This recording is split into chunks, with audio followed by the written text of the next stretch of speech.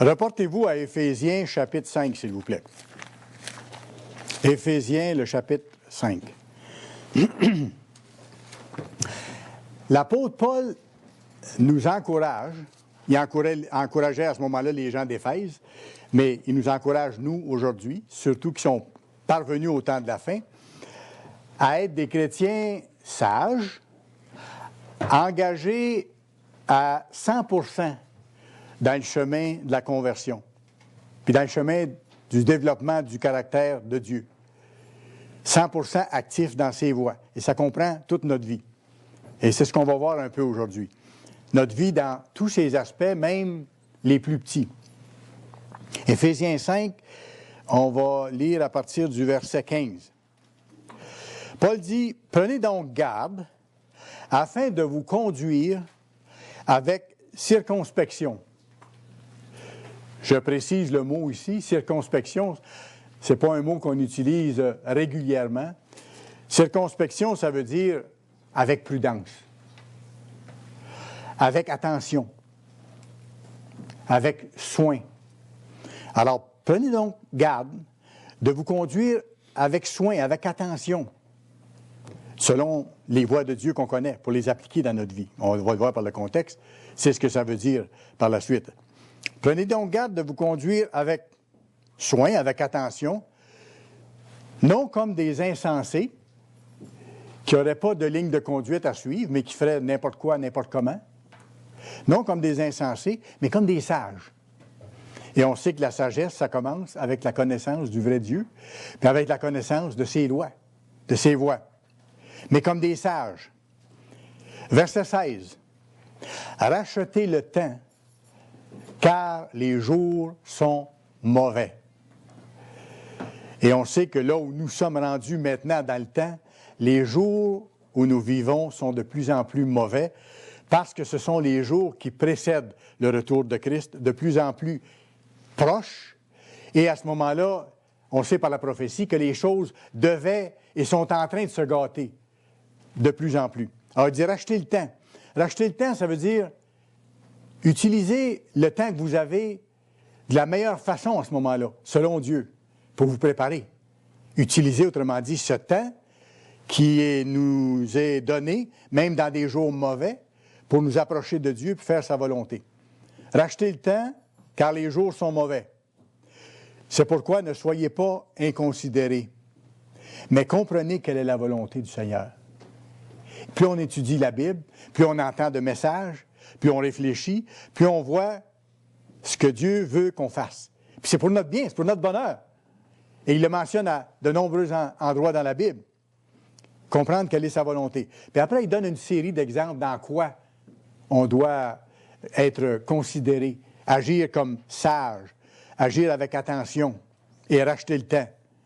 Il dit, ne vous enivrez pas de vin, par exemple. C'est de la débauche. Soyez au contraire remplis d'esprit. Entretenez-vous par des psaumes, des hymnes. Verset 20, rendez continuellement grâce à Dieu.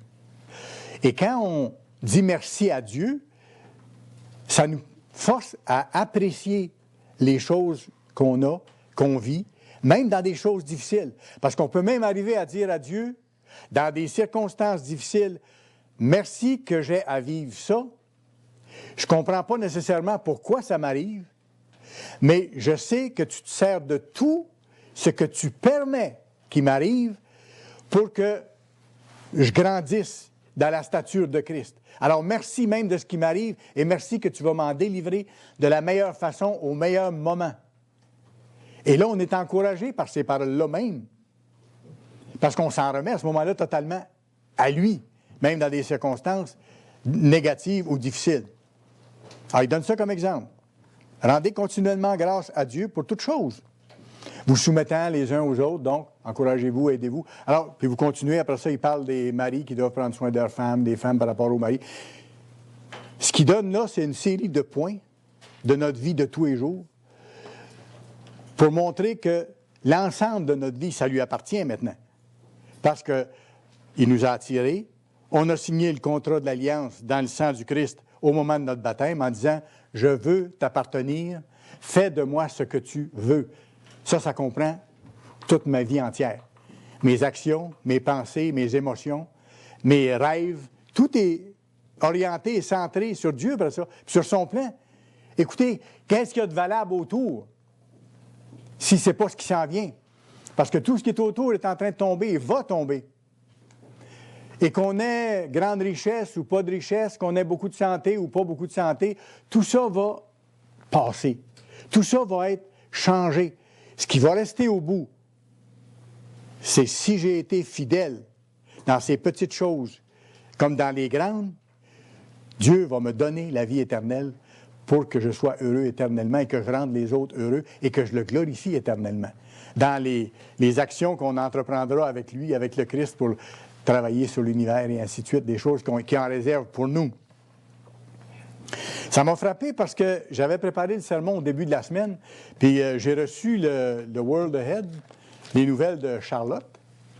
Et puis, le commentaire de M. Winney, de Dr. Douglas Winney, c'était exactement sur le même thème sur lequel j'avais réfléchi puis que je préparais le sermon d'aujourd'hui. Ça m'a comme confirmé. Dieu fait ça souvent. Il nous montre, dit, c'est ça, là. C'est de ça qu'il faut qu'on parle. Et c'est ça qui va nous encourager. Dans son commentaire, Dr. Winney l'intitule « Racheter le temps ».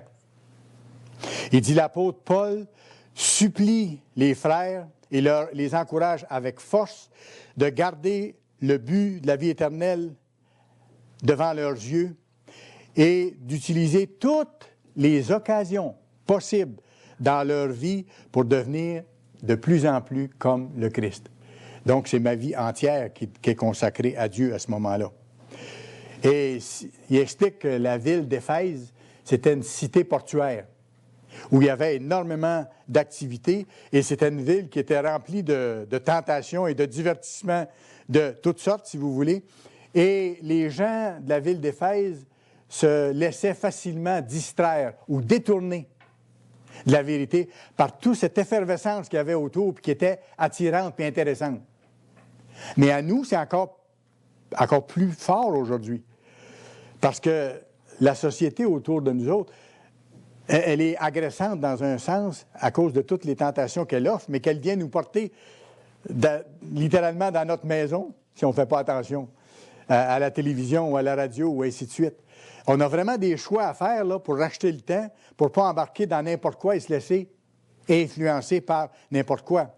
Alors, M. Winney l'explique que la ville d'Éphèse, c'était une ville portuaire remplie de tentations comme ça qui amenait les gens à se détourner de Dieu. Et il dit, laissons-nous pas prendre par les soucis matériels ou par l'attrait du matérialisme. Et ces avertissements sont là et très importants pour nous aujourd'hui, qui avons à vivre dans cet âge dernier, mais à garder notre cœur et notre objectif sur le but de notre vie. Dieu nous l'a révélé, le but de l'existence humaine. Et le but de notre vie à nous autres, personnellement, chacun. Et il dit, continuons à développer le caractère de Christ dans la connaissance, dans la sagesse, pour être capable de régner avec lui. Utilisons au mieux le temps que Dieu nous donne. Et il dit un bon sabbat. Alors, quand j'ai lu ça, ça allait exactement avec le sens du message que je veux vous donner aujourd'hui. Luc 12. Luc, chapitre 12. Le Christ a dit exactement la même chose, simplement dans des termes différents. Luc 12, verset 35. Que vos reins soient sains et vos lampes allumées. Que vos reins soient sains, ça veut dire ayez votre ceinture attachée. Et à l'époque, ça faisait une partie majeure du vêtement pour soutenir l'ensemble du vêtement. Alors, soyez autrement dit prêts en toutes circonstances. Soyez sur vos gardes, soyez en train de vous préparer vraiment. Que vos lampes soient allumées.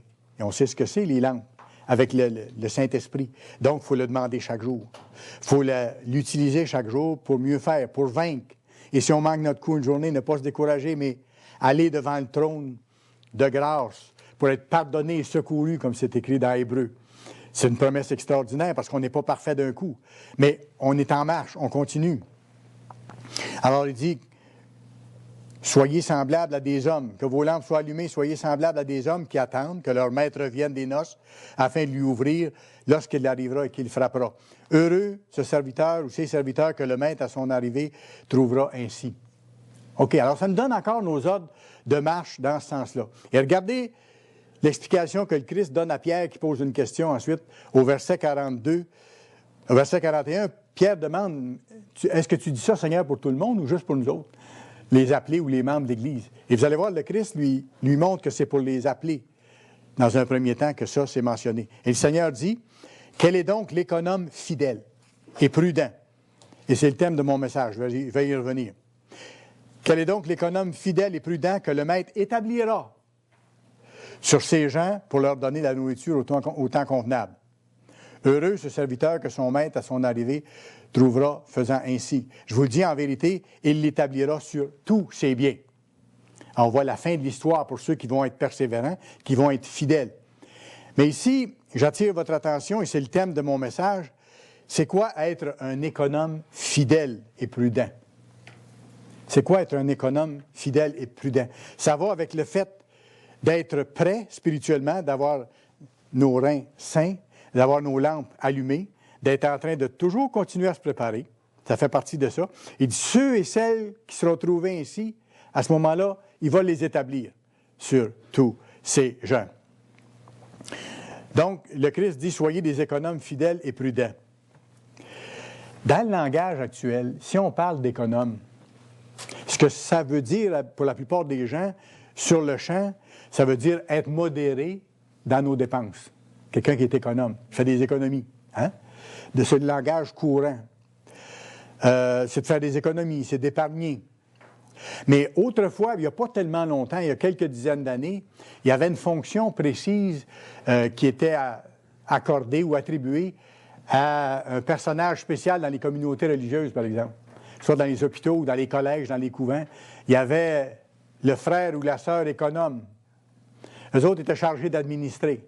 Alors ça, il n'y a pas tellement longtemps que ce sens-là était donné.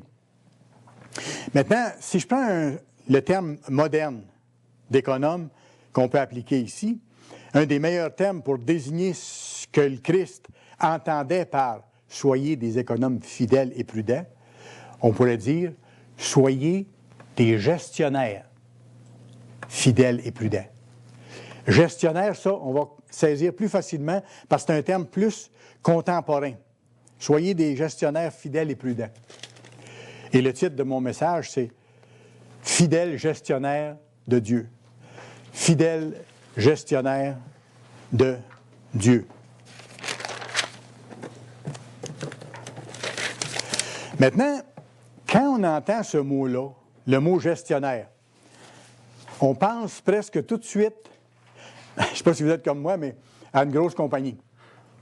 General Motors ou Enron ou des grandes compagnies européennes ou Saab ou ce que vous voulez, où on pense à des entreprises d'envergure. On pense à de la gestion de portefeuille, hein? Gestionnaire de portefeuille, gestionnaire de fonds de placement. Bon, ça s'applique à ça, c'est vrai. On pourrait en nommer la liste et continuer longtemps. Mais selon la Bible, être des gestionnaires de Dieu, c'est pas simplement être des gestionnaires de grandes choses comme ça. C'est même pas souvent être gestionnaire de grandes choses comme ça. Selon la Bible, celui qui devient chrétien, que Dieu appelle, qui se convertit, devient un gestionnaire, un économe ou un gérant de tout ce que Dieu lui confie. Puis c'est bon qu'on s'arrête à penser à ça. Quand on est appelé par Dieu, qu'on devient ses enfants engendrés, on devient ses gestionnaires, mais de tout ce qu'il nous donne dans nos petites vies à chacun.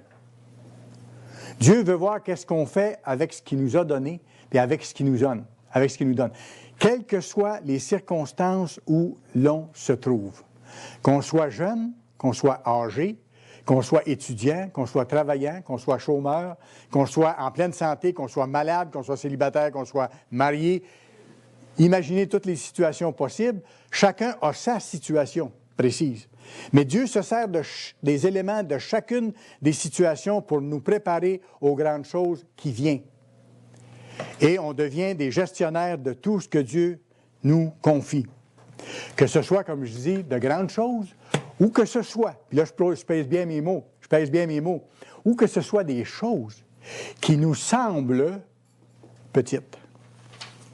Des fois, on dit « Ah, c'est des choses sans importance », comme s'il n'y avait pas de rapport entre les toutes petites choses de ma vie et mon travail dans le monde à venir ou le fait de plaire à Dieu. Comme s'il y avait juste faudrait que j'aille à un certain niveau d'importance d'activité ou de grandeur d'activité pour que ça compte. C'est pas ça du tout. Vous allez voir. 1 Pierre 4. 1 Pierre 4, s'il vous plaît. 1 Pierre, chapitre 4, et le verset 10. Pierre dit, comme de bons dispensateurs des diverses grâces de Dieu. Grâce ici, c'est les dons de Dieu qui nous donne, les talents qu'il nous donne ou les habiletés. Et le mot dispensateur ici, vous pourriez mettre économe ou vous pourriez mettre gestionnaire, un gérant. Ou comme des bons gérants, des talents que Dieu vous a donnés, des choses que Dieu vous a données, que chacun mette au service des autres le don qu'il a reçu. Voyez-vous? Alors, on a à travailler avec ce que Dieu nous donne. Et ici, il y a peut-être une dimension qui est bon que j'explique, c'est qu'on n'a pas tous les mêmes talents. Hein? Et il y en a qui ont des talents extraordinaires, qui sont impressionnants. À tel point que des fois, on dit, je me demande comment qu'elle fait, cette dame-là, pour faire ça. Moi, je ne serais pas capable. Ou comment cet homme-là fait pour faire telle chose. Moi, je ne serais pas capable de faire les mêmes choses. Et ça peut être vrai. On voit des gens, par exemple, qui sont capables, avec un doigté extraordinaire, d'avoir soin de personnes lourdement handicapées, par exemple, ou de personnes gravement malades. Puis ils ont une patience, puis ils ont un talent à ça, que certains d'entre nous, on aurait de la misère à avoir. Par contre, dans d'autres domaines, vous avez peut-être une grande longueur d'avance sur la même personne qui est très habile avec les personnes fortement handicapées, alors que cette personne-là ne serait pas capable de faire les choses que vous faites dans d'autres domaines. Ce n'est pas une question de compétition, la Bible l'explique. Mais on a des dons plus forts sur un aspect que sur l'autre, selon que Dieu a voulu. C'est lui qui a décidé. Mais à nous de les utiliser, les dons qu'on a et pour lesquels on a de la facilité, les utiliser le mieux possible, puis tout en développant tranquillement les autres. Et ça forme l'équipe de Dieu. Bon. Certains, par exemple, ont une facilité à exercer l'hospitalité. D'autres se sentent mal à l'aise à recevoir. J'ai déjà vu ça dans l'Église. D'autres ne sont pas à l'aise de recevoir. Ce n'est pas une faute. On l'apprend. Mais la personne qui n'est pas à l'aise à recevoir, elle va peut-être être beaucoup plus à l'aise d'être compatissante, par exemple, aux besoins des autres, aux souffrances des autres, pour être capable de l'encourager. Elle a ce talent-là de plus. Elle a de la misère avec l'hospitalité, mais pour être capable d'encourager de l'autre côté, elle est capable. Voyez-vous? Alors, tout ça joue dans l'Église de Dieu. Certains ont plus de facilité à écouter d'autres, par exemple, à écouter leurs problèmes, puis à vraiment prêter oreille, puis à être dans ce sens-là des encouragements. D'autres, on doit faire un effort pour y arriver. Bon, ça, c'est la réalité des choses. Et ce n'est pas une question de se sentir coupable si on n'est pas capable, par exemple, d'avoir soin autant d'un grand malade qu'une autre va être capable de le faire. Mais d'apprécier les talents que Dieu nous a donnés, les mettre au service des autres, puis tranquillement développer l'autre. Puis être fier, être content de ce que l'autre personne peut le faire, ce que nous, on ne peut pas faire aussi facilement. Être de plus en plus de fidèles gestionnaires de Dieu dans tous les aspects de notre vie. Gestionnaire, ça veut dire gérer. Ça veut dire administrer. Ça veut dire organiser. Ça veut dire, c'est celle-là que moi j'ai retenu, qui me semblait le mieux décrire ce que je veux expliquer, utiliser au mieux. Utiliser au mieux ce que Dieu nous donne ou les circonstances que Dieu nous donne de vivre. Les utiliser au mieux avec son aide.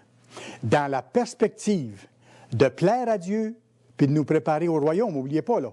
C'est pas juste pour dire je vais être capable de passer à travers pour que je l'oublie ensuite. Non. Je me sers de ça pour plaire à Dieu puis me préparer au royaume qui vient. Parce que des fois, Dieu me prépare à des responsabilités qu'il va me donner par des chemins dont je ne vois pas le rapport automatiquement avec ce qui va m'être accordé dans le monde à venir comme responsabilité. Mais lui, il sait. Lui, il sait où tout ça va mener. Il voit la fin de l'histoire, puis il sait pourquoi il le fait. Alors, c'est là que moi, je dois apprendre à lui faire confiance entièrement, à dire, Dieu, donne-moi d'apprendre là-dedans ce que j'ai à apprendre pour te plaire et pour me préparer à réaliser le but de ma vie. Allez à Luc, chapitre 19. Luc, chapitre 19.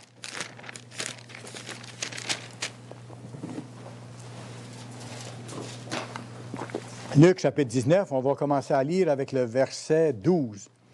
Ah, vous connaissez bien la parabole ici, c'est la parabole des mines. Le Christ dit ceci, « Un homme de haute naissance s'en alla dans un pays lointain. » Et là, il parle de lui-même, qui devait aller au trône de son Père avant de revenir sur la terre, ce qu'il doit faire bientôt. Alors, un homme de haute naissance s'en alla dans un pays lointain pour se faire investir de l'autorité royale et revenir ensuite. Il appela 10 de ses serviteurs et leur donna 10 mines, une mine à chacun. Et leur dit, faites-les valoir jusqu'à ce que je revienne. Donc, qu'est-ce qu'il leur dit? Il leur dit, avec ce que je vous donne, là, faites quelque chose. Faites quelque chose. Améliorez-vous. Améliorez les choses. Pour vous donner une idée, une mine à l'époque, ça équivalait à peu près à 3 mois de salaire.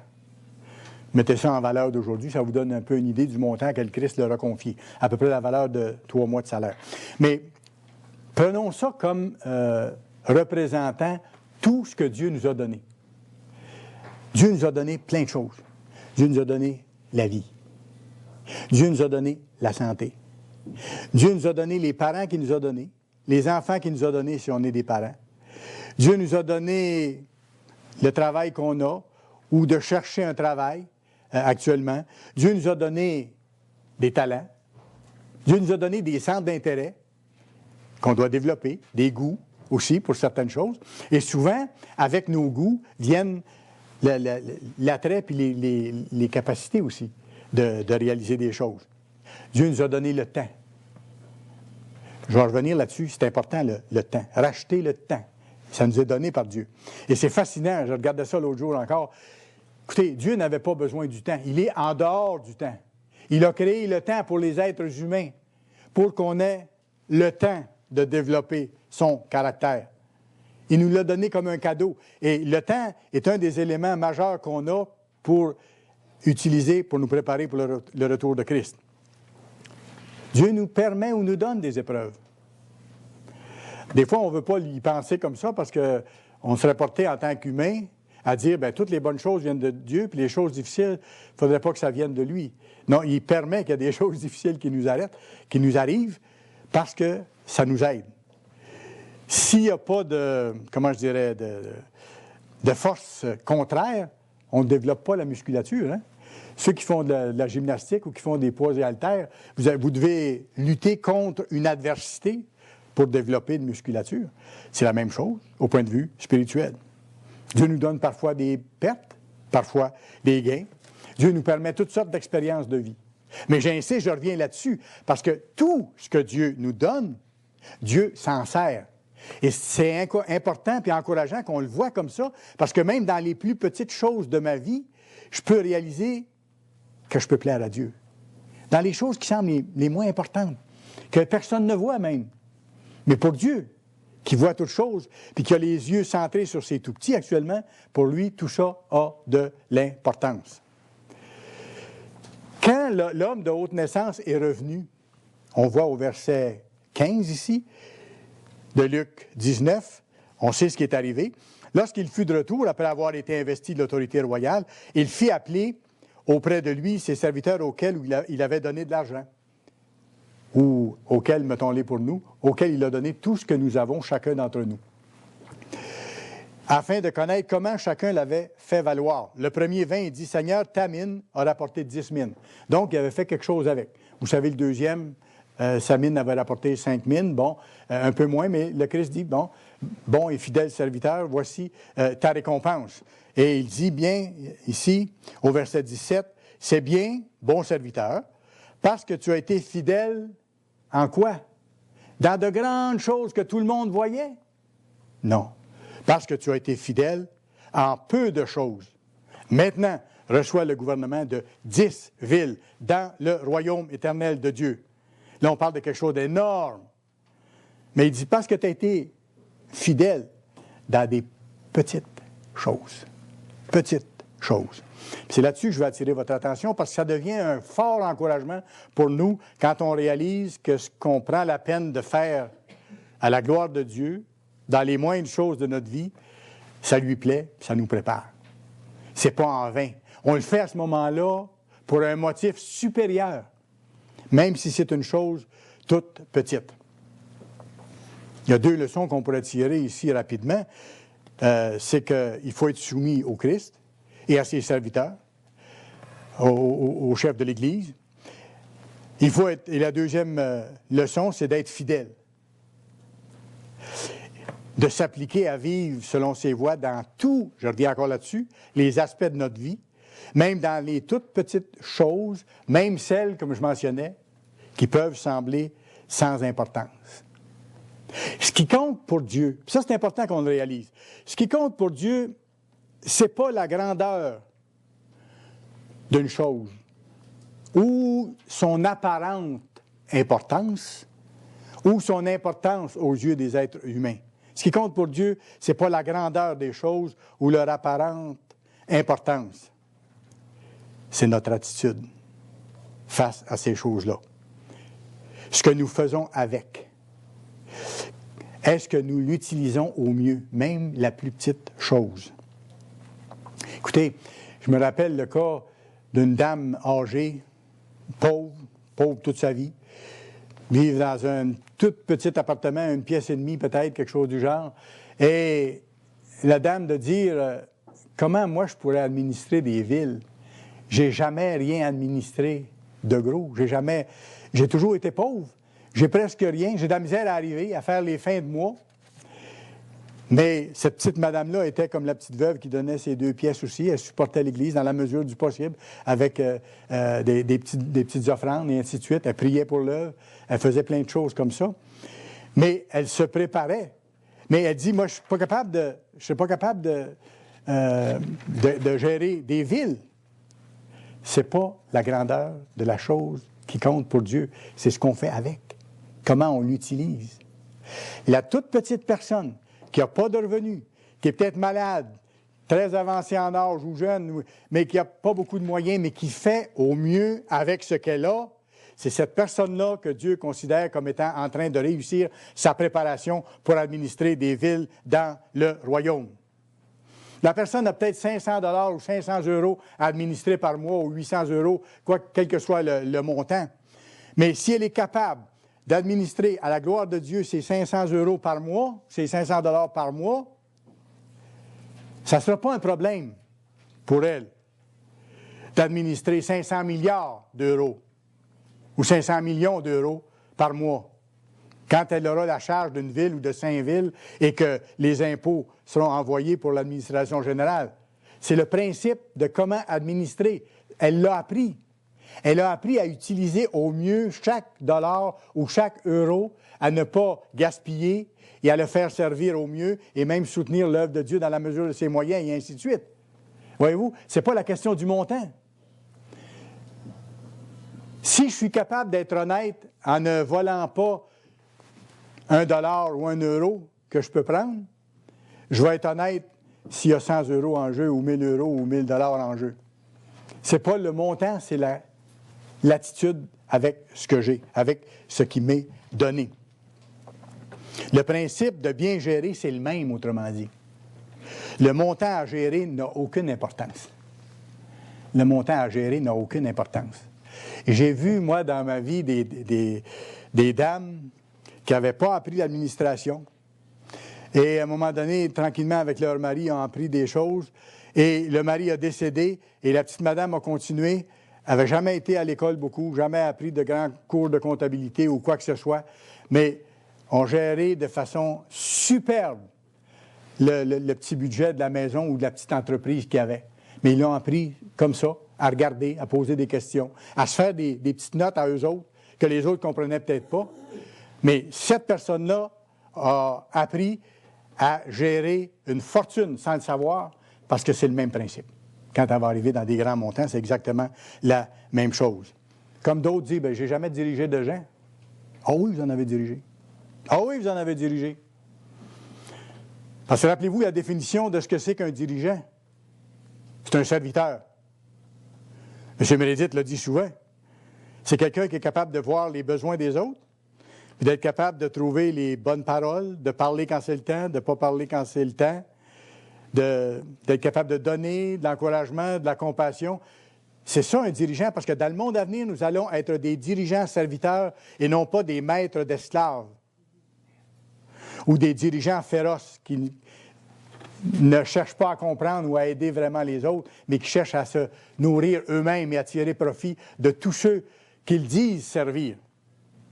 Alors, voyez-vous que même la petite personne qui n'a jamais été conseiller municipal ou qui n'a jamais été en charge d'une entreprise ou qui n'a jamais été en charge d'une grande administration, elle a appris à gérer des gens parce qu'elle a eu des gens autour d'elle et dans son comportement envers ces gens-là, elle a appris, selon Dieu, les principes de gérer des gens.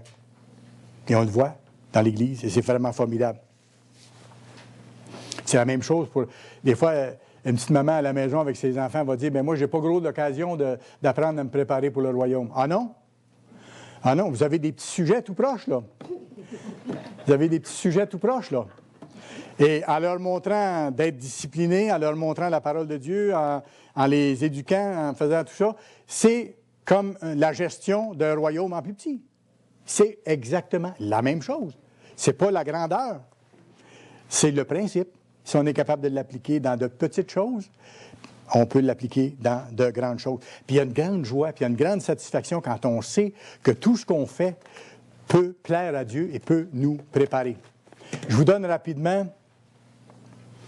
quelques domaines qu'on peut apprendre à gérer peut-être plus efficacement encore. On a tous à apprendre des choses. Moi, le premier.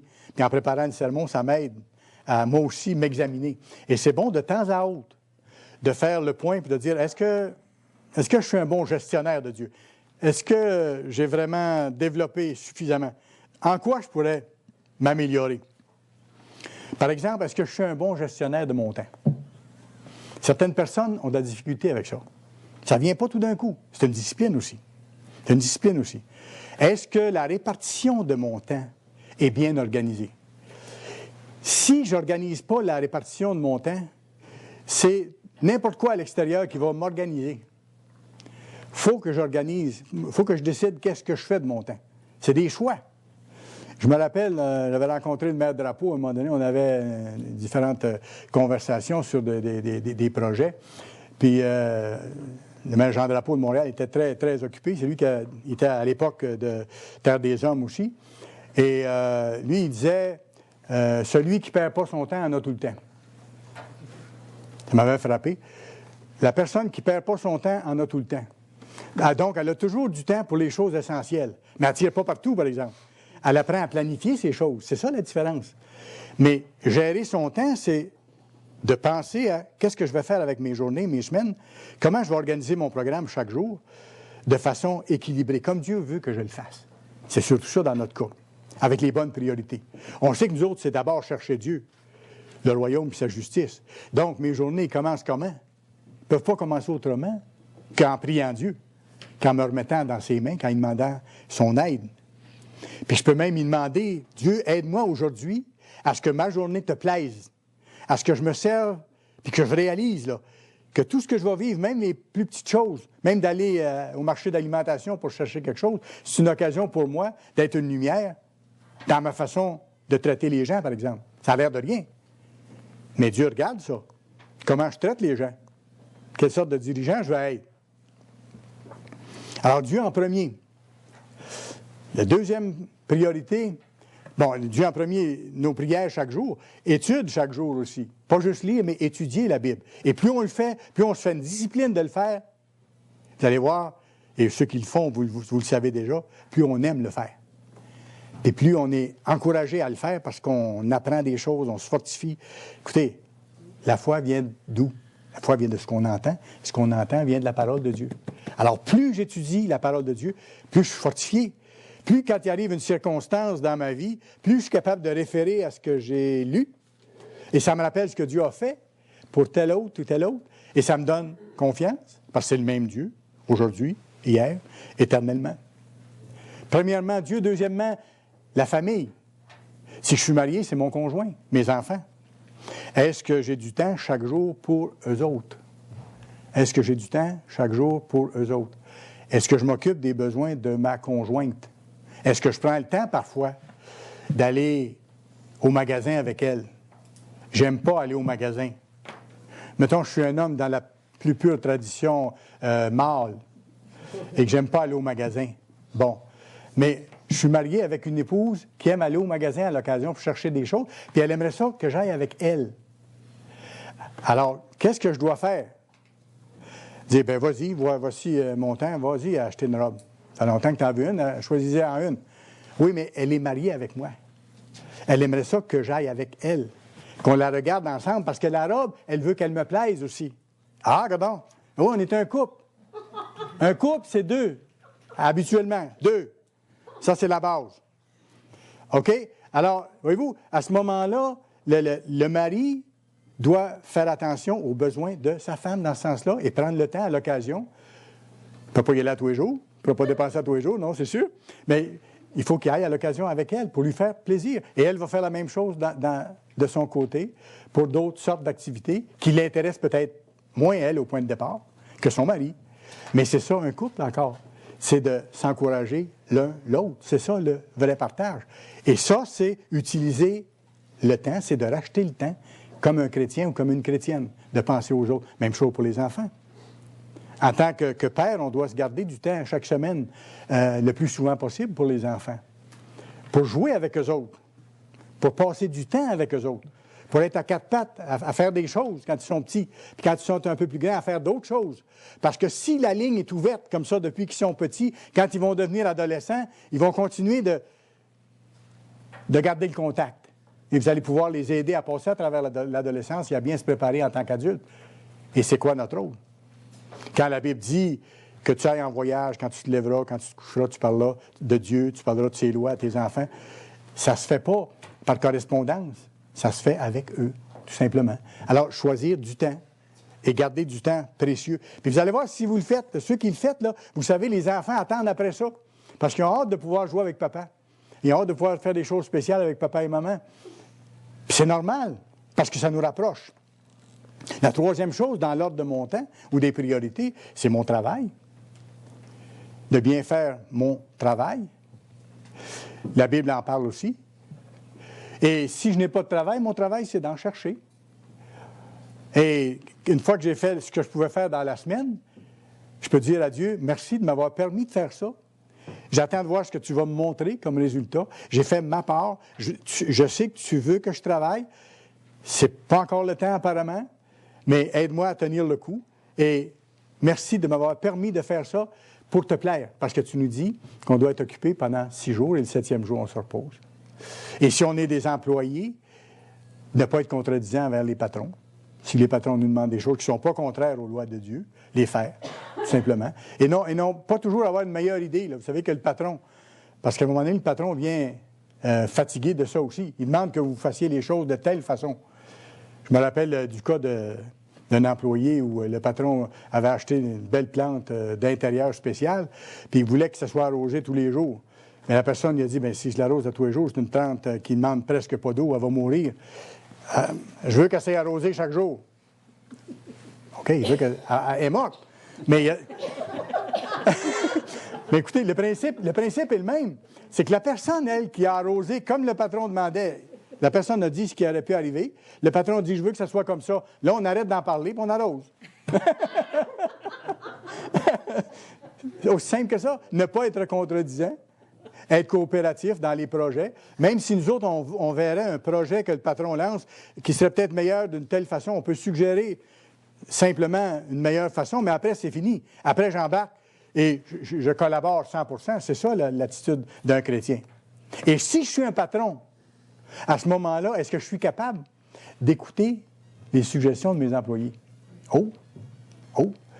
Et non pas jouer à monsieur le patron.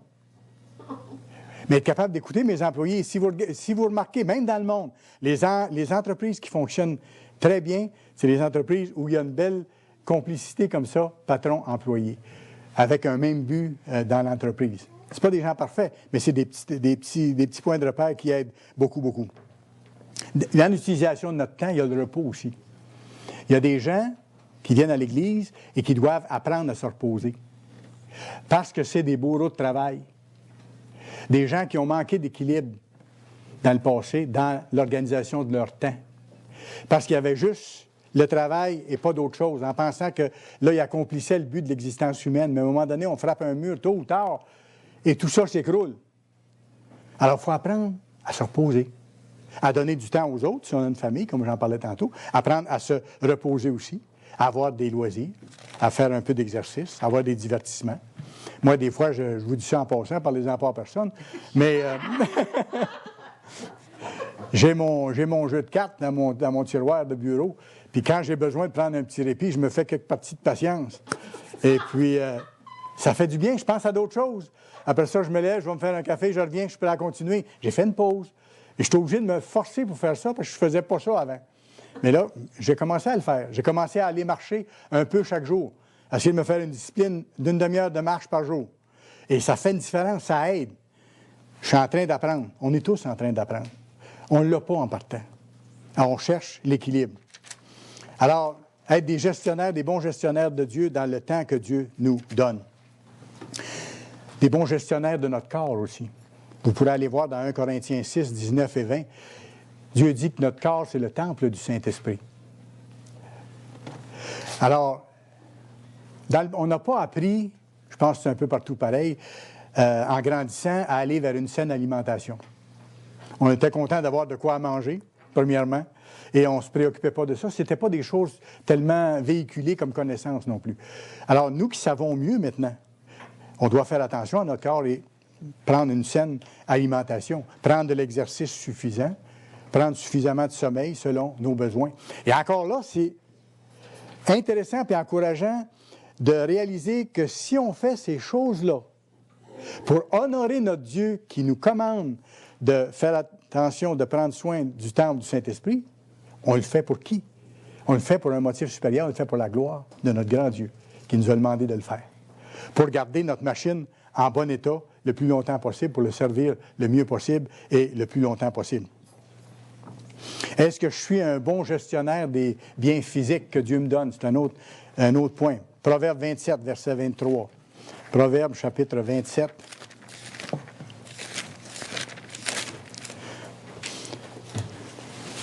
Proverbe 27 et le verset 23. « Connais bien chacune de tes brebis. Donne tes soins à tes troupeaux. » Ça s'applique si on a des animaux, quelqu'un qui est sur une ferme, qui vit avec des animaux, tout ça, ou qui garde des animaux, c'est vrai. Connais bien chacune de tes brebis, donne tes soins à ton troupeau. Ça veut dire de bien traiter nos animaux. Dans le monde à venir, là, il n'y aura pas de ferme d'une immensité incroyable où les animaux sont traités comme des machines, ils sont enfermés sans pouvoir aller dehors pour être des producteurs jusqu'à temps qu'ils soient épuisés et que là, ensuite, on les jette, on les maltraite et ainsi de suite. Ça n'existera pas dans le monde à venir. Moi, je me rappelle, je connais des gens, je peux dire presque d'une autre époque, parce que ça se voit presque plus maintenant, où les personnes sur les fermes connaissaient tous les animaux par leur nom, pour ainsi dire. Il y avait leur troupeau, ils connaissaient les animaux par leur nom. Et surveillaient quand une était malade, quand une vache était malade ou une brebis était malade, ils en prenaient un soin particulier, ils l'emmenaient à part, ils la traitaient de façon spéciale. Si une naissance d'un petit était à risque et que le petit était mal en point, ils l'élevaient parfois dans un hangar à part avec une bouteille et puis ainsi de suite. Ils prenaient soin de leur troupeau, ils connaissaient chacune de leurs brebis. Ça s'applique à ceux qui ont des animaux. Ne pas être cruel envers les animaux, mais en prendre vraiment soin. Nos animaux de compagnie, la même chose. Mais ça s'applique aussi à toutes nos possessions. C'est vrai pour l'entretien et le bon ordre de nos biens matériels. Est-ce que j'entretiens bien la voiture que Dieu m'a donnée? Est-ce que j'en prends bien soin? Si j'en prends bien soin, je vais être le premier bénéficiaire. Et si j'en prends bien soin, je suis un exemple de la façon de faire de Dieu. Mon petit appartement ou ma chambre, est-ce que je la garde en ordre, propre, belle? Voyez-vous, Dieu est un Dieu d'ordre. Je suis en train de devenir de plus en plus comme lui. Alors, c'est bon de mettre de l'ordre dans nos choses. Là, j'ai commencé, comme je vous avais dit, un certain ménage dans mes dossiers parce que ça faisait des années que j'accumulais des choses et je veux passer à travers de ça. C'est bon de savoir qu'est-ce qu'on a puis où c'est pour être capable de le trouver. Et là, je vais discarter ou je vais jeter un paquet de documents que j'ai gardés depuis 25-30 ans et que je n'utiliserai plus. On m'a dit, j'ai vu une recherche dernièrement où on nous dit que 80 des documents qu'on classe de côté, on ne les réutilise jamais. Alors, au point de départ, là, je vais commencer à faire une sélection plus serrée de ce qui peut vraiment m'être utile. Si ça m'est vraiment utile à court terme, là, je vais le garder, je vais le classer de façon à être capable de le retrouver. Pas dire à un moment donné, « Ah, j'ai quelque chose là-dessus. » Mais où? Mais où? Ah, je vois que je ne suis pas le seul à qui c'est arrivé. Où c'est maintenant? Alors, ça fait partie du caractère de Dieu à développer. On a tous des choses à apprendre de ce côté-là. Moi, le premier, je suis en train de le faire. Et plus on le fait, plus ça devient intéressant, parce que là, on voit ce qui peut être utile, on le garde à la bonne place, on sait qu'on peut le retrouver au bon moment. On met nos documents légaux, avec les documents légaux, dans une place particulière. On classe nos photographies, de sorte que si on veut les montrer à quelqu'un, ils sont accessibles et on peut les retracer par année et ainsi de suite. Puis on a du plaisir à le faire. Là, on a du plaisir vraiment à organiser nos choses. C'est impossible de tout garder. Il faut faire un choix. Et si on a un ménage à faire comme moi, j'ai commencé un morceau à la fois, un dossier à la fois. Si c'est des boîtes, là, quand je vais arriver à mes boîtes, ça va être une boîte à la fois. Si on s'en met trop sur les épaules, on se décourage. Vous regardez les fourmis, ils déplacent un grain de sable ou deux à la fois. Mais c'est pas long qu'ils font une butte, parce qu'ils en déménagent régulièrement.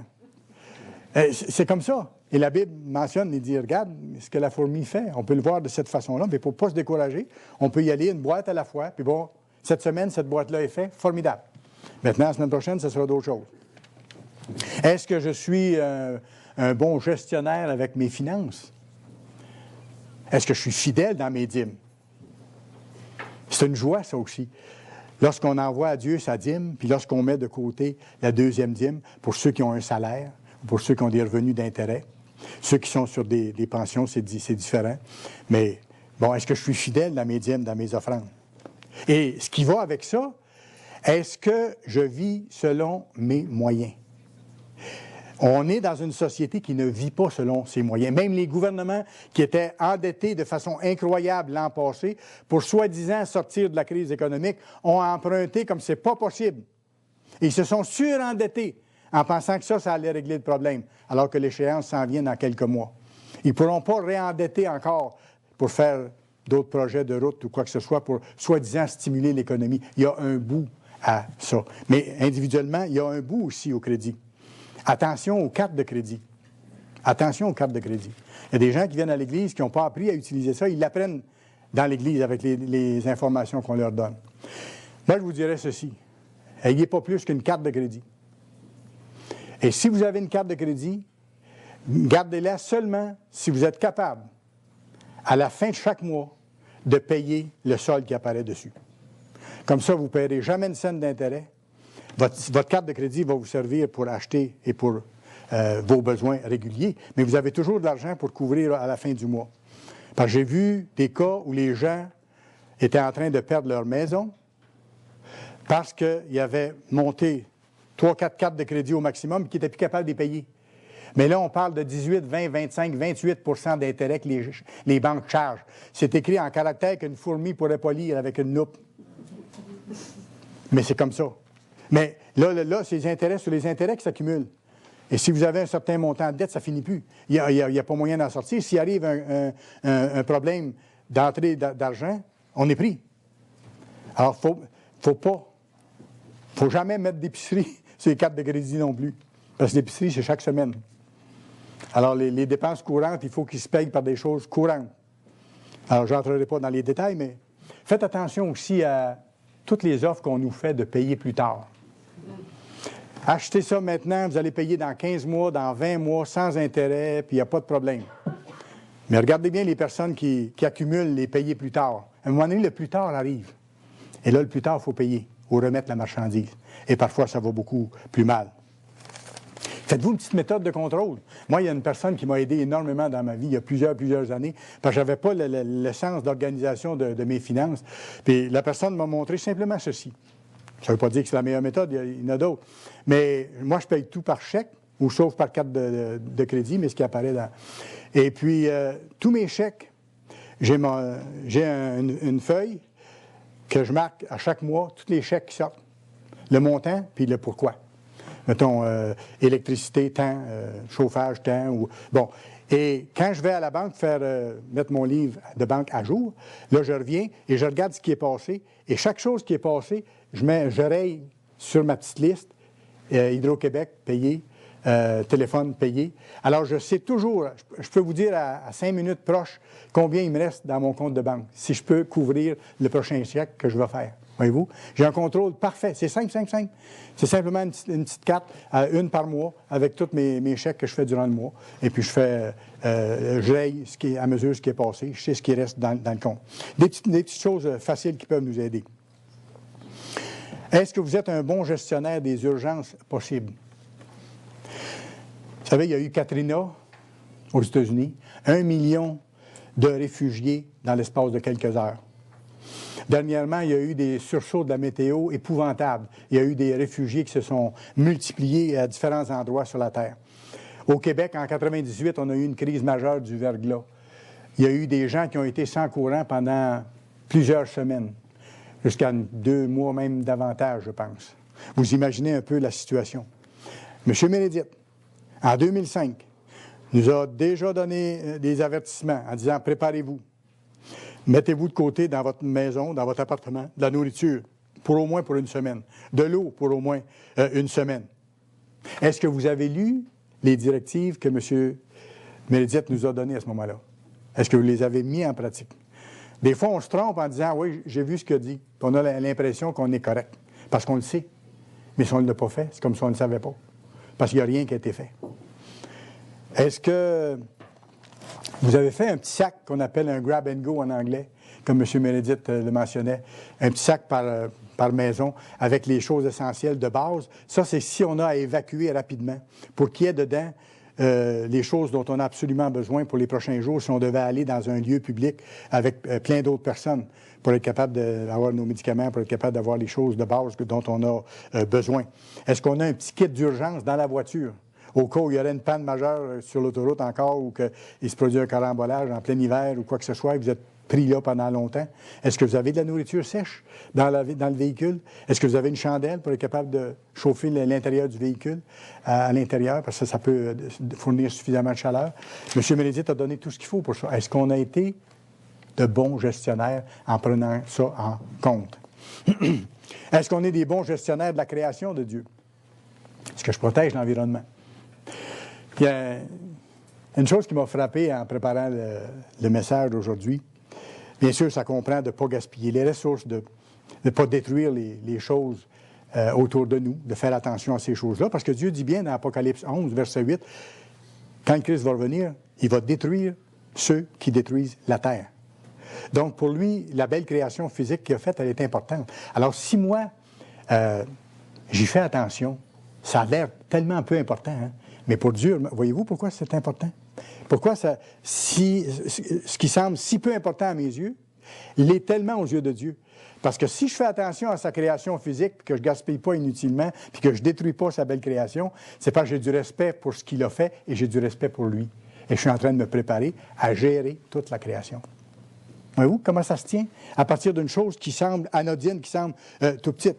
Dieu, rappelez-vous, a confié à l'homme la responsabilité de la terre. Aujourd'hui, à bien des endroits, comme nous ici, on peut faire du recyclage. La ville nous fournit des bacs et on peut mettre les déchets non utilisables dans un bac. On peut mettre les déchets recyclables, le carton, le plastique, dans l'autre contenant et on les réutilise. Mais ça, c'est merveilleux. Faisons-le. Mais vous savez une chose? Nous, on le fait, OK, pour protéger l'environnement, c'est vrai. Mais on le fait pour un motif supérieur. N'oubliez pas, je reviens à ça. On le fait pour un motif supérieur, pour protéger la création de notre grand Dieu et pour nous préparer à l'administration de ces choses-là dans le monde à venir. Personne ne le voit, ça, quand vous faites votre petit recyclage là, chez vous, là, pour sauver des choses sur la planète. On ne sauvera pas la planète en faisant ça, on le sait.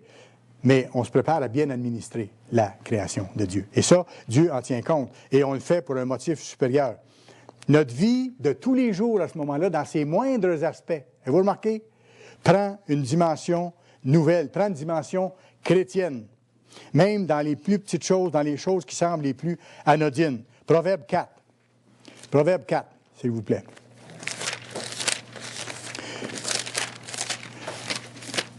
On pourrait dresser une liste extrêmement longue de toutes les petites actions qu'on peut faire, qui ne semblent pas nécessairement importantes, mais qui plaisent à Dieu quand on les fait pour les bons motifs, pour lui plaire justement, puis se préparer au monde qui vient.